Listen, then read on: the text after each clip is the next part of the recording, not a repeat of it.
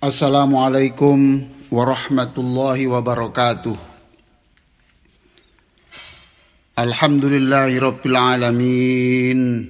Asyhadu an la ilaha illallah al-malikul haqqul mubin. Wa asyhadu anna Muhammadan abduhu wa rasuluhul mab'uts rahmatan lil alamin. Allahumma shalli ala sayyidina Muhammadin wa ala alihi wa sahbihi ajma'in. Amma ba'du fa ya ibadallah, usikum wa iyaya bitaqwallah. Faqala Allah ta'ala, ya ayyuhalladzina amanu taqullaha haqqa tuqatih wa la tamutunna illa wa antum muslimun.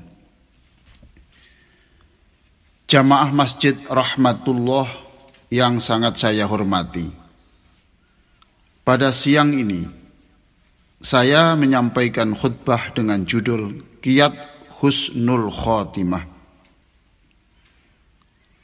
Semua muslim berharap mengakhiri hidup ini dengan husnul khotimah, termasuk kita semuanya, yaitu mati dengan keimanan yang benar, la ilaha illallah, dalam keadaan telah bertaubat dan membawa banyak pahala kebaikan. Kebalikan dari husnul khotimah adalah su'ul khotimah, yaitu orang yang mati dalam keadaan tidak membawa iman atau membawa iman akan tetapi dosanya lebih banyak daripada kebaikannya. Sekali lagi kita berdoa dan memohon kepada Allah, mudah-mudahan seluruh jamaah Masjid Rahmatullah ini wafat dalam keadaan husnul khotimah dan dijauhkan oleh Allah wafat dalam keadaan su'ul khotimah. Jamaah sekalian, dalam sejarah tidak ada orang yang tak kenal Umar bin Khattab. Sebelum masuk Islam, dialah orang yang terkenal jago kelahi, terkenal penenggak minuman beralkohol, bahkan pernah menghunus pedang untuk bersiap membunuh Rasulullah SAW. Tapi kemudian masuk Islam dan wafat dengan husnul khotimah, bahkan mendapat jaminan surga dari Allah. Hadirin, masih banyak contoh orang yang bergelimang dalam dosa lalu bertobat dan meninggal dalam kemuliaan. Oleh sebab itu, melalui mimbar ini saya mengajak hadirin untuk memandang para pelaku dosa itu dengan optimisme, bukan dengan sinisme. Jangan sekali-kali mencaci mereka, sebab bisa saja suatu saat ia berubah dan menjadi muslim yang jauh lebih baik dari kita semuanya. Hadirin sekalian, paling tidak ada 3 cara untuk meraih kematian husnul khotimah. Yang pertama, di dalam hal kebaikan, bandingkan diri kita ini dengan orang yang lebih rajin dan khusyuk sholatnya. Bandingkan kita ini dengan orang yang lebih berilmu, atau lebih banyak bersedekah, atau yang lebih baik lagi daripada kita. Dengan cara inilah kita akan lebih merasa belum menjadi muslim yang baik.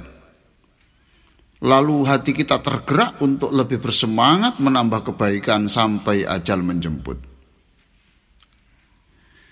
Sebaliknya, dalam hal kenikmatan hidup, harta, kesejahteraan, dan kenikmatan lainnya, jangan sekali-kali membandingkan diri kita dengan orang yang lebih sejahtera, tapi bandingkan dengan orang yang lebih menderita, lebih miskin, lebih sakit, lebih mengalami cobaan-cobaan hidup yang lebih berat dari kita. Hadirin sekalian, dengan cara itulah subhanallah kita akan lebih bersyukur setiap hari, lebih berbahagia, lebih ceria, bukan menjadi orang yang cemberut, mengeluh dan merasa kurang terus-menerus karena membandingkan diri kita dengan orang yang lebih sukses, lebih sejahtera, lebih banyak rezekinya dan sebagainya. Hadirin sekalian, itu kiat pertama. Kiat yang kedua, ingatlah sekecil apapun dosa yang pernah kita lakukan, jangan sekali-kali melupakannya. Dalam Sayyidul Istighfar kita diperintahkan oleh Allah untuk mengakui dosa-dosa itu. Abu'u laka bi ni'matika alayya wa abu'u bi dzambi faghfirli. Ya Allah, aku mengakui betapa banyak nikmat-Mu yang Engkau berikan kepadaku, dan aku juga mengakui betapa banyak dosa yang aku lakukan. Hadirin sekalian, inilah Sayyidul Istighfar. Kata Rasulullah sallallahu alaihi wasallam, siapa yang membaca Sayyidul Istighfar pagi hari dan hari itu meninggal dunia, maka orang itu dijamin masuk surga. Dan siapa yang membaca Sayyidul Istighfar itu malam hari dan malam hari itu dia meninggal dunia, maka dia dijamin juga masuk surga. Pengakuan dosa, pengakuan bahwa kita berdosa adalah langkah awal untuk meraih ampunan. Sebelum mengakhiri sholat pun kita diperintahkan juga mengucapkan Allahumma inni zalamtu nafsi faghfirli fa innahu la faghfirli ma qaddamtu wa ma akhartu. Wahai Allah, saya ini sering zalim kepada diri saya sendiri. Ampunilah dosa yang telah aku lakukan ataupun dosa yang akan suatu saat kemungkinan aku lakukan. Para jamaah sekalian, mengingat dan mengakui dosa akan menjadikan kita ini semakin menghayati istighfar. Semakin menghayati istighfar, semakin sungguh-sungguh di dalam istighfar. Orang yang tidak serius beristighfar, hampir dipastikan ia lupa dosa-dosa masa lalunya. Atau dia tidak ingat hukuman yang berat kelak di akhirat. Mengingat dosa juga menjadikan kita bersemangat dan juga senang introspeksi, melihat diri sendiri. Sehingga tidak sempat melihat kekurangan orang lain. Hadirin sekalian, jangan sampai kita seperti pepatah yang dihafal anak-anak SD itu. Kuman di seberang lautan tampak, tapi gajah di pelupuk mata tak tampak. Kesalahan orang, dosa orang yang kecil bisa kita lihat, sedangkan dosa kita yang besar, yang banyak ternyata tidak bisa kita ketahui sendiri. Ali bin Abi Thalib radhiyallahu anhu juga mengatakan, kesalahanmu yang terberat adalah ketertarikanmu kepada kesalahan orang lain. Tidak hanya itu, saudara-saudara sekalian. Mengingat dosa-dosa itu juga menjauhkan kita dari sikap congkak, merasa sok suci, merasa paling baik, merasa paling benar, merasa dirinya paling pantas masuk surga. Inilah yang ditegur Allah di dalam surat An-Najm ayat 3. Fala tuzakku anfusakum huwa a'lamu bimanittaqo. Janganlah kamu mengatakan dirimu suci. Dialah Allah yang paling mengetahui siapa yang paling bertakwa di antara kalian. Ada penyair dari Persia yang namanya Sa'di Ar-Razi. Dia mengatakan, belajarlah kepada burung merak. Belajarlah kepada burung merak. Ia malu ketika dipuji atas keindahan bulunya. Malu. Sebab ia paling tahu bentuk kakinya yang buruk. Jadi setiap ada orang mengagumi bulunya yang indah itu, kepalanya menunduk melihat kakinya.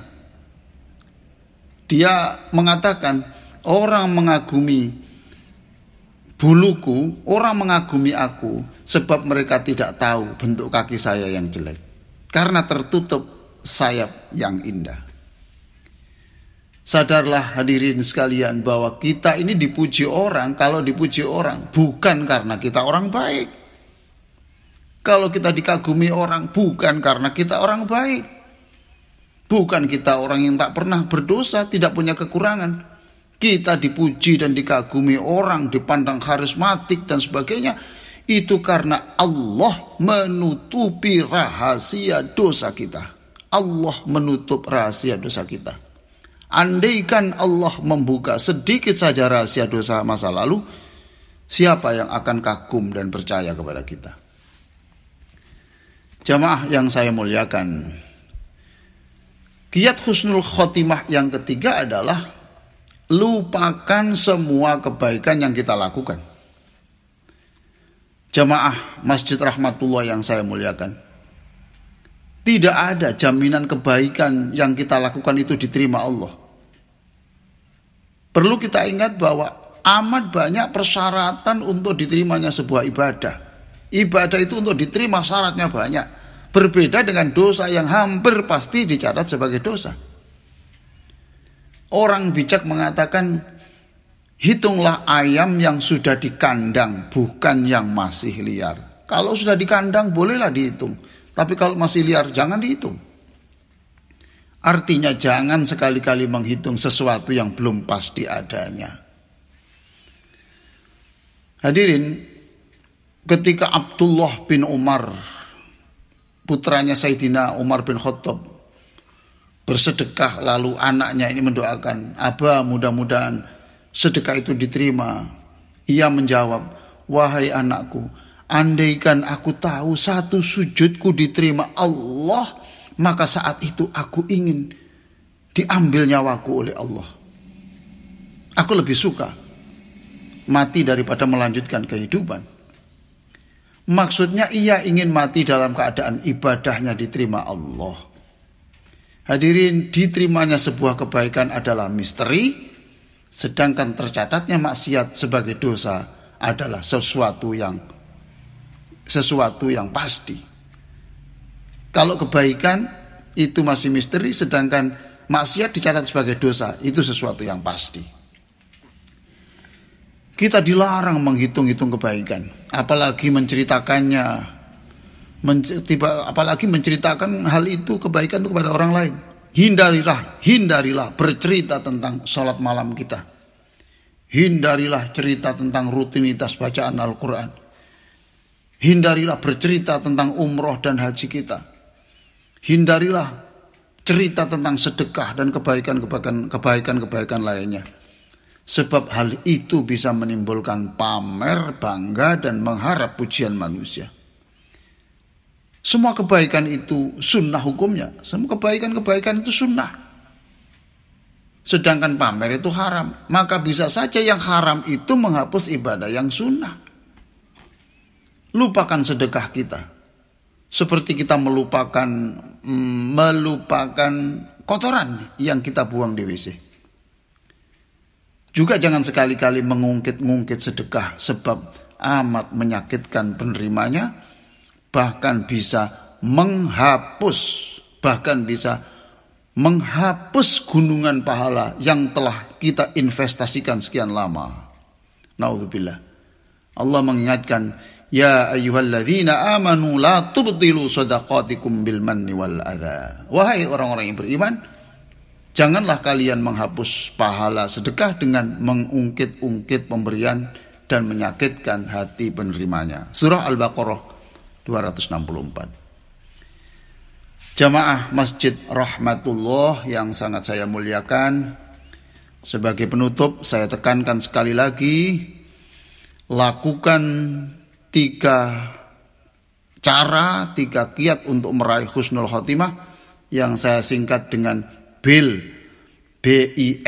1. Bandingkan ibadah kita dengan ibadah orang lain yang lebih unggul. Sedangkan dalam kenikmatan, kesejahteraan, bandingkan diri kita dengan orang yang lebih miskin atau lebih menderita. 2. Ingatlah dosa. dan perbanyak istighfar. L. Lupakan semua kebaikan dan jangan sekali-kali menceritakannya kepada orang lain. Insya Allah. Dengan cara ini, hadirin dan kita semuanya, keluarga kita, hidup dalam kemuliaan dan wafat dengan husnul khotimah. Aqulu qouli hadza wa astaghfirullah li wa lakum wastaghfiruh innahu huwal ghafurur rahim.